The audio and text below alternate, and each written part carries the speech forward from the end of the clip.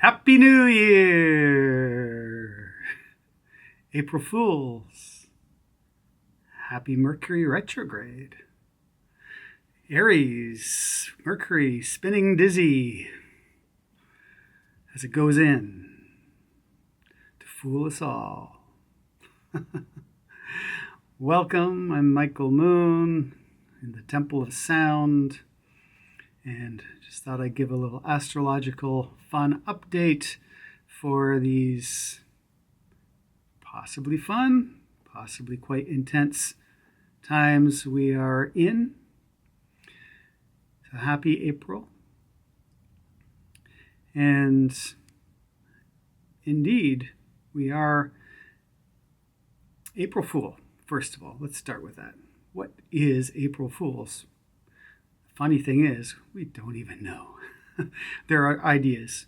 But one of the most intriguing to me, and in particular in light of the astrological time we're in, 1573 period, 1563. The old Julian calendar was changed to the Gregorian one. And in the Julian calendar, New Year was the new moon of Aries, which was the beginning of April, and that would have been New Year. And when the calendar changed, the New Year then became January. And those that didn't know about this and would be doing their New Year festivities in April were made fun of. And there are other ideas of where this could have come from, including an old Roman holiday, the Hellerian. But let's just stick with this idea that April's new moon used to be the new year, mark the beginning of the new year, which astrologically really is the astrological new year when we follow the cycles of the signs, Aries into the 12 signs through Pisces, and that whole astrological wheel of the year. And this wheel of the year begins with spring equinox. And I record this here on Easter, and Easter is one of the few, if not the only, Western holiday still connected to astrology, where it is the Sunday after the full moon, after spring equinox. And this time of year is a time of new birth. In Easter, you have eggs and bunnies and Christ's resurrection. These images of birth. I mean, bunnies, what do they have to do with birth? Well, they reproduce like bunnies. They're masters of reproduction. And of course, the egg, reproductive energy, the birth energy, the seeding of something new. And so this Aries time, ripe with this new energy, and it's living in the northern hemisphere. Aries is that time of the earth is starting to awaken, and the little seeds are starting to soften. Well, the shells have been softening in Pisces underground. And at the Aries time, they start to burst forth. And it's when you start to see the first crocuses and all the little plants and the tiny little shoots starting to come forth, and especially the ones that are really raring to go. Like there's a little patch of grass, natural grass, underneath a big old maple that I love to sit under. And most of the summer it's dead and dry, but at this time of year it's bright green. It's like, yeah, I'm ready to go, and I'm going to catch that sun before this darn tree covers it up. And that's that Aries energy. First out of the gate, early bird gets the worm. And this energy of the new and of New Year, I believe the Hindu calendar uses still the new moon of April as their new year. In the Muslim calendar, we have one of the Eid celebrations. I don't think it's their new year, but still there's this connection to this time of being a very potent marker of the year. And when we look at these, I've talked about this before, but the new moon is really the lunar starting point. So you can just have a calendrical starting point, like the beginning of Aries is the 22nd of March. But when the moon and sun come together in that region, then you have the two biggest lights coming together and connecting and emphasizing even stronger that energy. So those lunar new years, those lunar points are extra potent, even though they're harder to put in a calendar because our calendar is solar based, not lunar based. But Chinese calendars and Asian calendars in general tend to be lunar, which is why it's hard to match the dates. And I actually kind of love in the Muslim or Islamic traditions, it's not even just a date. They mark the time by when you first see the first sliver of that new moon. That's their new year. That's the new marker. And so it's like very visceral. You feel it. You see it.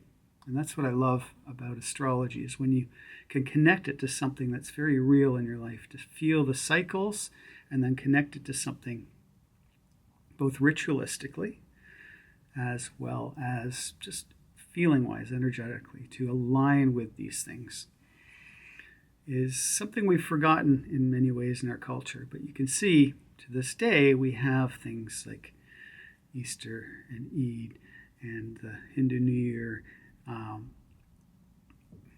even April Fools. Who knew?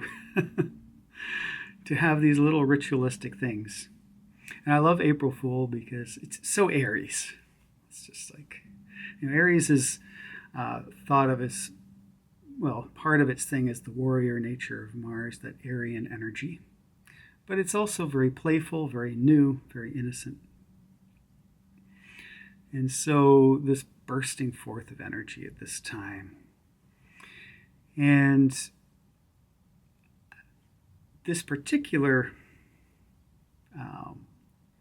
Easter, April Fool's Day, Mercury is stationing retrograde. This happens 3 times a year. Don't worry about it, but it's really good to know, just so as you can, it's like knowing that it's going to be a cloudy day or it's going to be a rainy day, so you don't go and do your picnic. During Mercury retrograde, it's going to be kind of like a cloudy, rainy weather where you want to turn inward. It's like, I'd rather stay inside versus go outside. And it's an energy that pulls one in. Mercury is arguably the most external energy. It's our mercurial nature. It's like a mercurial. It's communicating and buying and selling and just all the things that connect us. Connecting our minds is what connects our sort of soul to the external world. Mercury is like zips around very quick around the sun, and it's how the sun, the solar energy of our center, then communicates with the rest. And in light of this, as it turns retrograde from our perspective, it's not actually going backwards, but it has a feeling of this externalized, communicative, connective energy pulls in, and then it becomes a more internalized connective energy. Sorry about using the word energy so much. It's not even really accurate, but you know what I mean. This pulling in, and yet Mercury in Aries is so external. It wants to get her done. And we've got a pileup of Aries happening. We are heading towards the great eclipse on April 8th. and that is the new year. That is when, so that new moon, but it happens to be an eclipse this year, and this eclipse is connecting with Chiron in Aries, and we have Venus coming into Aries now, and Mars will be coming into Aries soon, but it's still in Pisces, and I'm going to have to get into that as it connects to this foolish Mercury. Playful, foolish Mercury, because April Fool's is so perfect that it's going retrograde on April Fool's Day. Because this quirky Aryan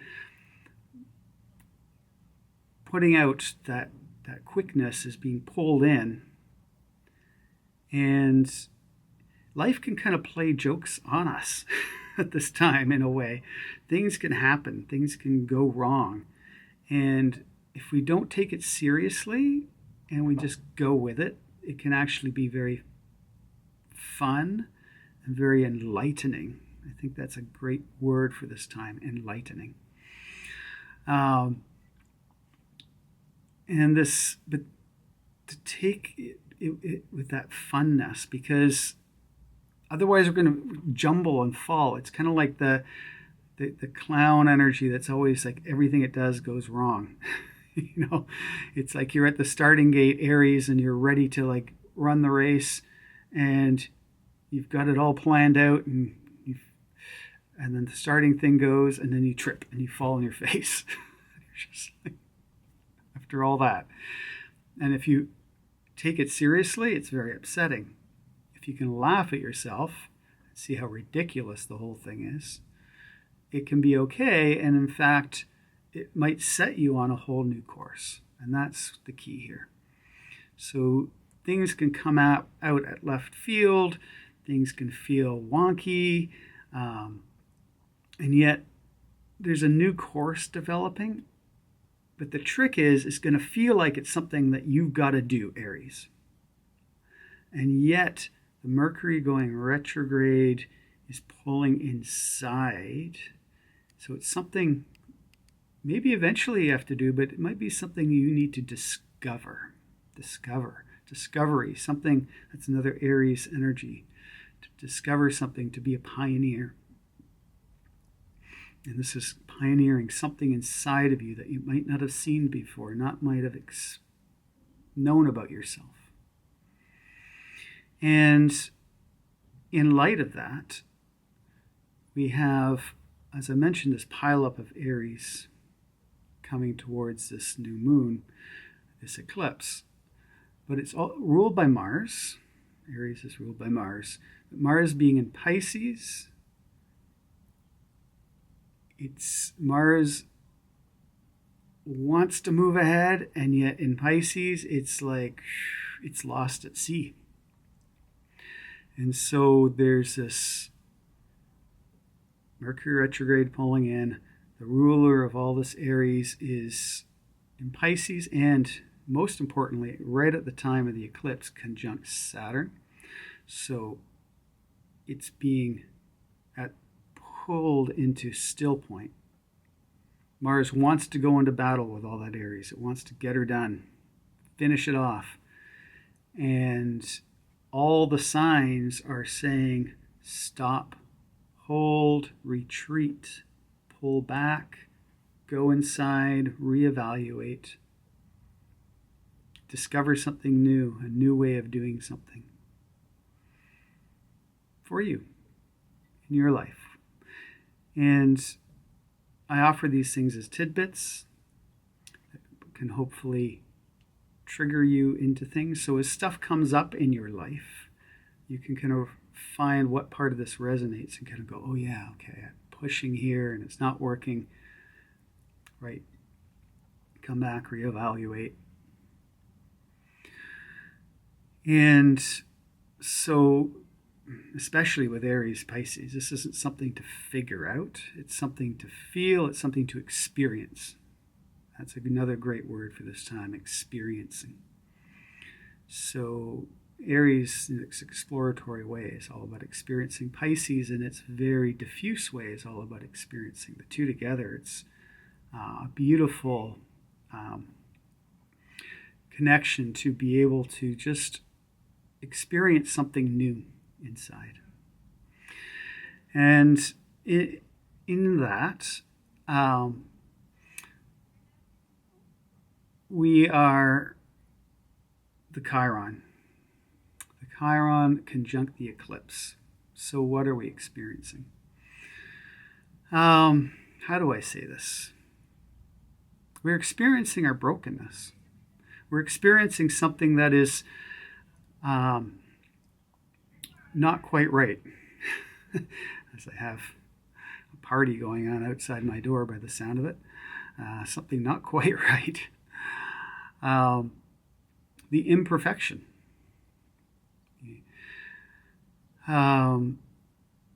Speaking of somebody that was born with Chiron North Node, when I was a child, I was considered autistic. This brokenness, something you've got to live with and work with in your life that's not of the norm, it doesn't just fit in, that you have to struggle with, is heightened right now.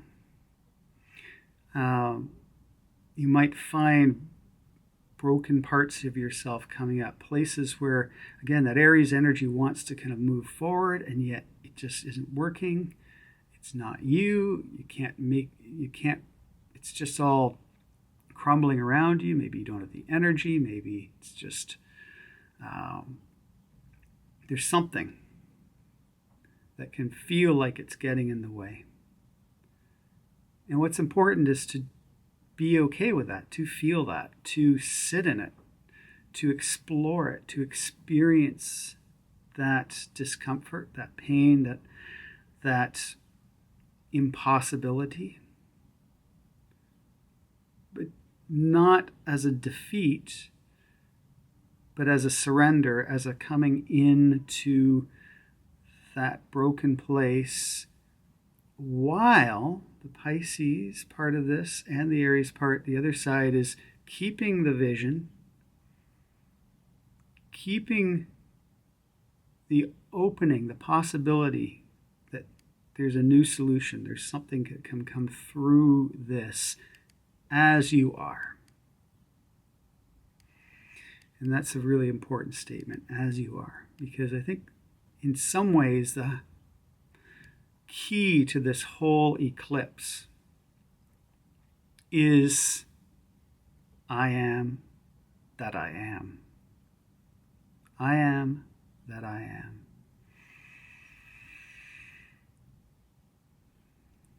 Aries, Pisces, you can't be anything other than yourself. Aries is antagonistic, opposite to Libra. And though Libra has its place, when these Aries energies are heightened like this, and in particular in this combination with Chiron, we're highlighting the broken part of Aries, which is trying so hard to prove itself. And why does it try so hard to prove itself? Because it wants to be seen. Libra, it wants to be a part of something. And the Libra side of things, which I talked about in my last video, and is pulling on us where we want to be in relationship. But at this time, in particular with people with Aries elements here, and a kind of in a general feel, I think what's the key medicine of this time, of this month, in particular of this eclipse, is I am that I am. I can't be something for somebody else just to fit in, just to please others.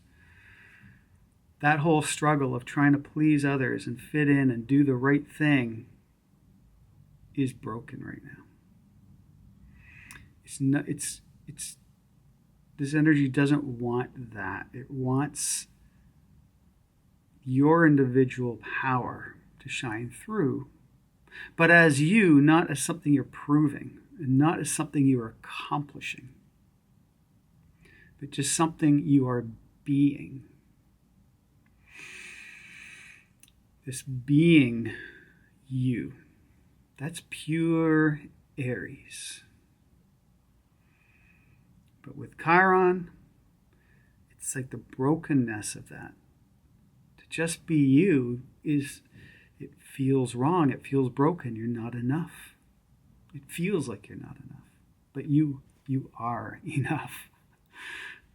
You are enough. We are all enough. And that's the key energy of this eclipse. You are enough. All you have to do is show up as you. It's not only okay to be broken, to feel broken, but it's important. In fact, the most you can be is you shining your broken places, owning your broken places, loving them, letting them be part of who you are showing up as in each moment. And as these days unfold, this is a wonderful time to kind of get a sense of yourself in a whole new way, which is more authentic. That's another key word here with this whole thing. Authenticity. To really show up as more authentic and not trying so hard to be something, to be liked, etc. So, really, a lot of opportunity here and a lot of feeling of birthing, that there's something new ready to be born. And it's bursting forth, but it's not, it's like a little shoot and there's like a rock in the way, and it's up against this rock, the rock being the Mercury retrograde, the rock being the Saturn Mars in Pisces. Saturn Mars in Pisces, along with the Neptune in Pisces, later in the month, Mars is going to join with Neptune, so we can include that in this time. And as we speak, Venus is on Neptune, so the beginning of the month it's highlighted, the end, and just the ruler of all this Aries being in the Neptunian waters of Pisces. All this is like, it can feel depressing. It can feel really heavy. It can feel hopeless. And it's important to allow that, but not to sink into it completely. Again, it's surrender, not giving up. Surrendering to something, but not giving up, not being defeated by it. It's not a time to win the battle. It's a time to surrender to something, but you're still in the game. And the heaviness of that Mars-Saturn Pisces is also beautiful energy to help birth your dream. And to do the difficult work that's necessary to do that. So once you align with this I am, this new feeling of I am, there can be this, okay, now what do I do about it? How do I shift myself in order to be who I am? And that reality can be daunting. But if you stake it Saturnian, one step at a time, one little thing at a time, I'm going to make this one little change. One little change. The whole vision doesn't have to just be here now. Again, Aries is going to want it to just be here now, but this is a much bigger path. This is just a moment in time, birthing something potentially really important over time. I don't want you to get freaked out like this is like some intense, crazy time. There is some of that in the air, and there's a lot of people talking about this as being, the eclipse is happening with a comet in the sky next to it, and it's the second eclipse over the states, creating an X right in the middle of the U.S., and that this is going to be the great division and new and revolutions. And these things are usually a little more subtle than that, and they take place inside. But yes, they can trigger big world events. And that is likely in the next 6 months. We're going to see what happens. But on that level, there's nothing we can do about it. There is a symbolizing of something new happening. What we can do about it is use this stuff inside. And it can feel daunting, especially when we're looking at the whole world situation and how do we deal with this. And that can be up because of this Pisces side of it. It can just feel like, what's the point? What's the point? Like, who cares if I am that I am? Like, the world's messed up. The key of this particular eclipse, and maybe in general, is that I am presence, that you are, and showing up and doing your work day to day in its small little ways has an impact and is your life. And there's magic to that. And so something's being born, and the Saturn, Piscean, Mercury retrograde is kind of like a rock. And it's sitting there, and there's this little shoot that's kind of wiggling through it, and it's stuck. It can't move through. And it just feels stuck, but it's pushing. Now, if it just keeps pushing, it's just going to die. But if it surrenders to that, and it's just like, okay, this thing's here, and it just goes around, just finds its path, and starts to shoot up. And if it's not a struggle, but just simply a flow, Pisces, and slow and steady and not having expectations. Just because you have a grand vision doesn't mean it's going to just come in like that. There's a lot of steps towards this, and that's what all this indicates to me. So practically speaking, it's a great time to step outside of your day-to-day duties in some ways, to really create boundaries for yourself, to come inside and make these discoveries for yourself. And sometimes these discoveries might come by bouncing up against some things in your life where you're just like, okay, enough, like, make that I am statement.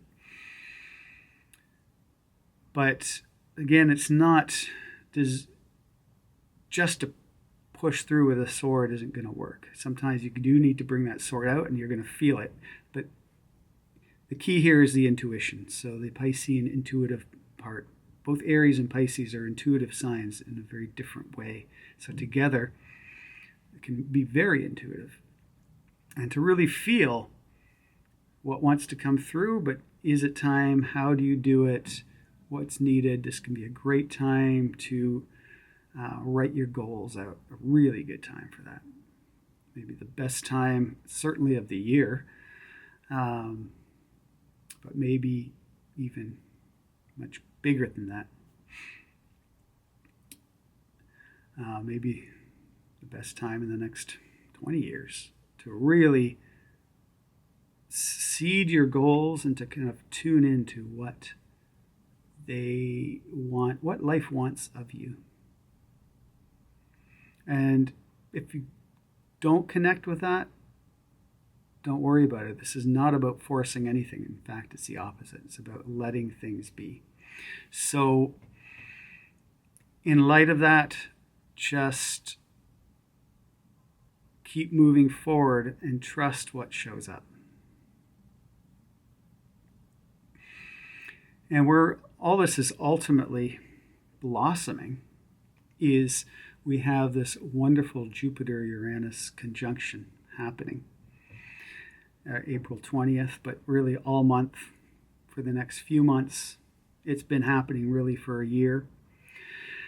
And although the exact is this April, I think it's the 20th. But it's not about that date. None of this is, even though the eclipse is a very special moment. And if you happen to be on the eclipse path, I encourage you to go out and try and see it, because make sure you have the glasses and you don't blind yourself. Don't be too Aries about it.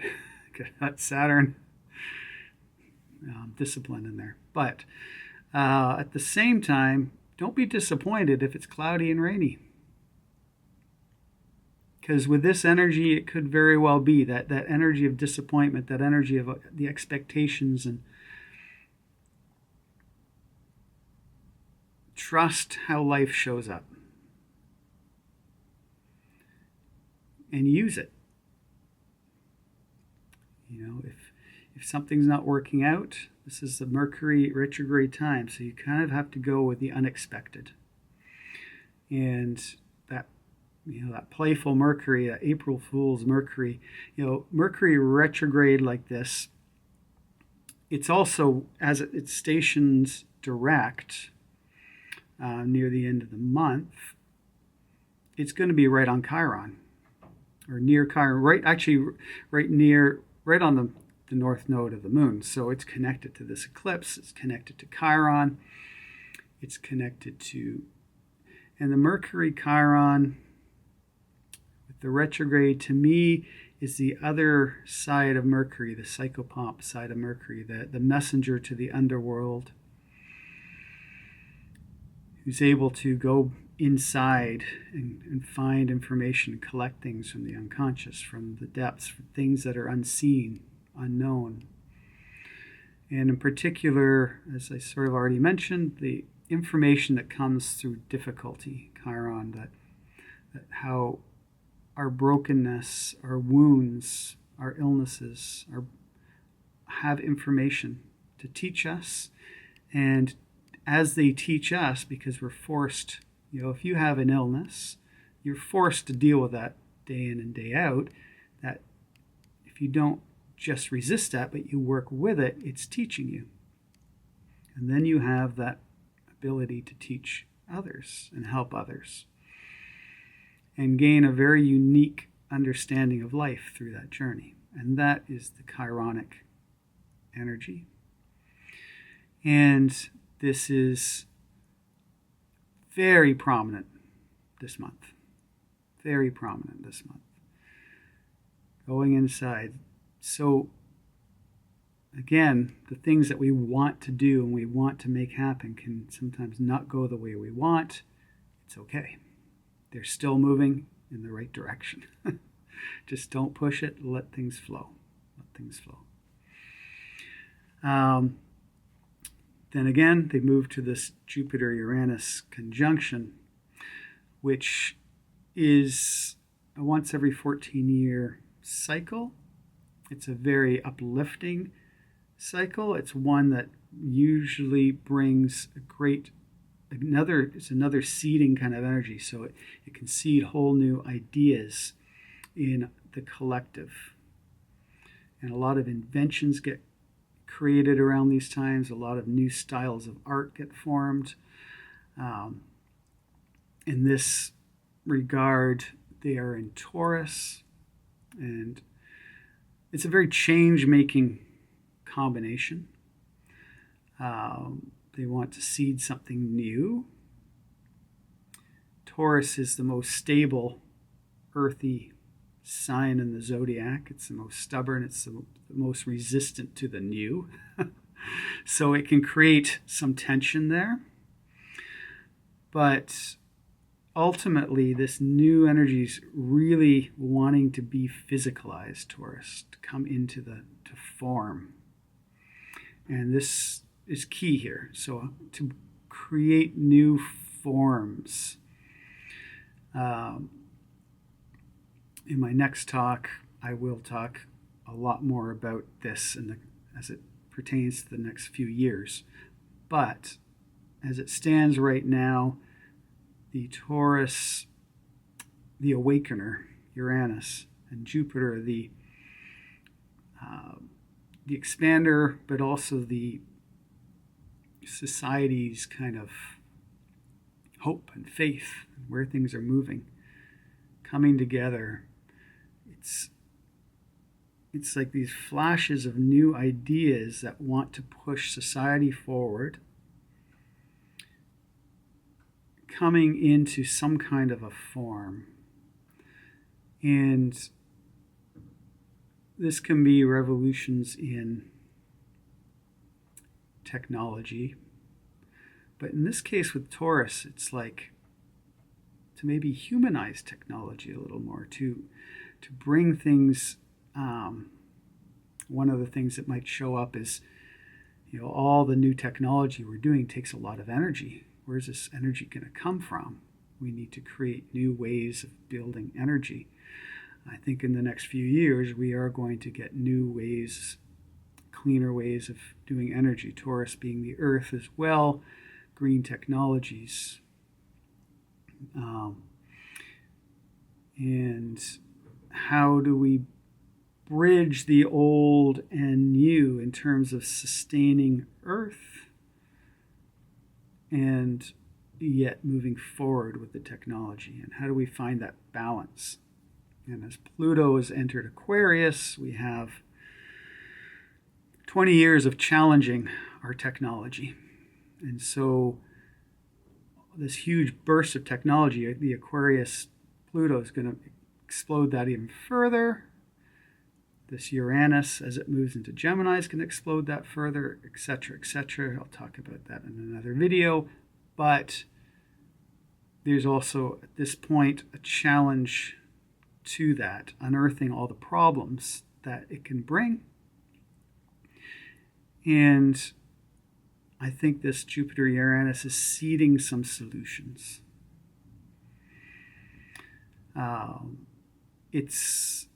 In Taurus, it's the voice, and so I find it interesting that new technologies for AI vocals and music, as a musician, watching all this AI stuff happening, it's just mind-boggling what's already occurring, and so that a computer can now sound like a good singer. You wouldn't even be able to tell the difference.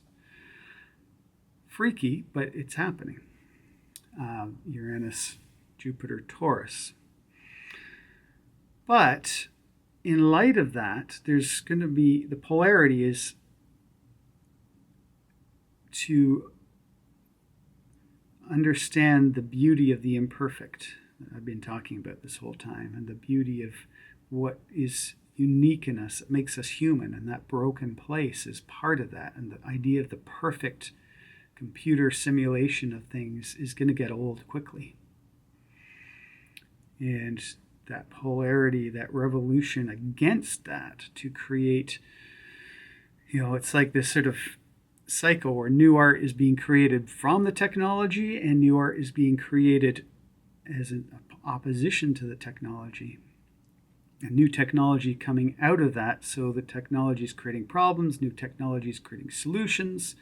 So you've got likely problems with cyber espionage and etc. But then solutions to that, and then we've got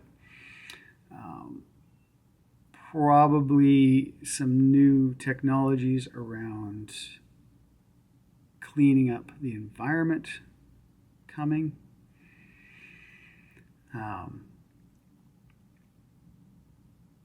Along with crises. They're going to go together. This month of April is, we can feel all this stuff is brewing. It's not all going to happen just like that this month and be done with it. This is like a seeding of something special and new. And the key is for you to find kind of your place within it all. If you happen to have any planets around the 20 degrees fixed signs. This 20, 21 degrees fixed signs. This Jupiter Uranus is for you in particular. It's really going to seed something that you can bring to the world. And so if you're inspired at this time, I encourage you to really go for it and use the Aries energy to say no to all the stuff pulling on you in life, and to just go, no, this is more important to connect to myself right now. Tune in, find out what is being called out of me to birth. And I trust this will help you in some way. And thank you so much for tuning in. I think the last thing I want to share as I put my hands together is the beauty of the Mars ruling all this from Pisces with Saturn, the energy of prayer. That if we just don't know, we can seed stuff directly through prayer, through creating our intention. And with the Taurus part, speaking it out loud, speaking your voice, the Uranus, Jupiter, Taurus, Aries, even if that voice feels broken, unheard, the Mercury retrograde, the Chiron, even if it brings up the sort of past life trauma of being killed for speaking your voice, this is your time to speak your voice. And of course, all this I stay with my own color of perception. So I know that's happening for me, but I can see in the charts there's a general theme of this. And so if you've been feeling that you don't have something to say, who am I to say this, or scared to kind of put yourself out, you might find that you might be inspired to start finding your unique way of putting something out and sharing it with the world. And that magic can happen. With this time, this eclipse, if you've noticed, I'm not talking about the whole world situation and all the problems that can ensue, because what we have control over is our own internal life and how we deal with it. And trust me, with this, as much as it can bring up our stuff to throw in our face, that very process of dealing with that can unearth something beautiful in us and really create magic with this combination. And to trust in the magic of your life and the magic of who you are and who you were born as and what your unique I am statement is. So I leave you with that I am that I am. Soham, blessed be. Happy New Year. April Fools. See you next time. Michael Moon in the Temple of Sound. Bye for now.